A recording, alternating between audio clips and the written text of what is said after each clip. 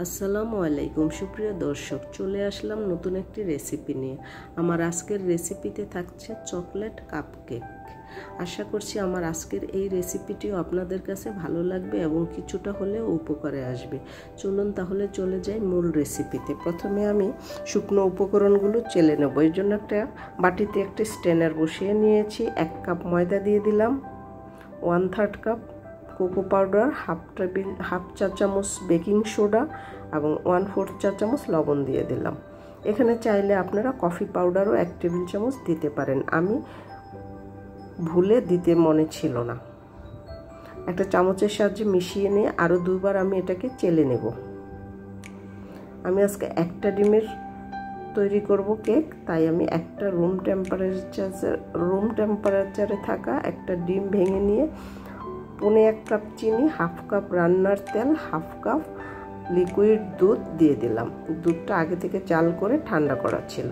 একটা হ্যান্ড হুইস্কের সাহায্যে চিনি গলে যাওয়া পর্যন্ত ফেটে নেব। এর মধ্যে আমি দিয়ে দিলাম 1 টেবিল চামচ লেবুর রস।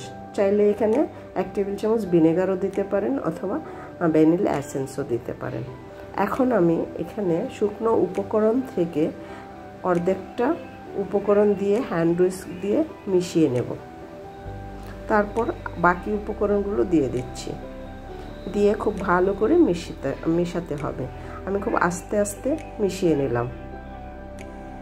এখন দিয়ে দিলাম 1 চা চামচ চকলেট ইমালশনটা দিয়ে খুব ভালো করে মিশিয়ে নেব। মেশানো হয়ে গেলে আমি দেখিয়ে দিচ্ছি এটা কতটা লিকুইড হয়েছে। আমি অফ ক্যামেরায় আরও 2 টেবিল চামচ লিকুইড দুধ দিয়েছিলাম। এই পরিমাণে লিকুইড হবে। এখন একটা কেকের মোল্ড নিয়েছি, সেখানে আমি কাগজের কাপ লাইনার দিয়ে দিচ্ছি।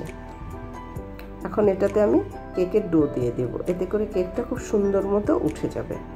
এখানে আপনি আপনার পরিমাণ মতো ছোট বড় করার জন্য যতটুকু পরিমাণ মনে হয় আপনি কেকের ডো দিয়ে দিবেন। আমার এই একটা ডিমের ডো থেকে আমার 10টা কেক হয়েছে। আমি প্রথমে 6টা বেক করেছি, পরে বাকি 4টা বেক করেছি। আমি ওভেনে বেক করেছি 150 ডিগ্রিতে 25 মিনিট। তো দেখুন আমার কেকটা কত সুন্দর মতো হয়ে গিয়েছে। আমি কাগজ থেকে খুলে আপনাদেরকে একটু দেখিয়ে দিচ্ছি। কেকগুলো খুবই সফট হয়েছে। আমি একটা কেক ভেঙে আপনাদেরকে দেখিয়ে দিচ্ছি ভিতরটা কেমন হয়েছে। কেক একটু খুবই নরম হয়েছে এবং খেতেও খুব ভালো হয়েছে। তো আশা করছি আমার আজকের এই চকলেট কাপ কেক রেসিপিটি আপনাদের কাছে ভালো লেগেছে। আজ এই পর্যন্তই। আল্লাহ হাফেজ।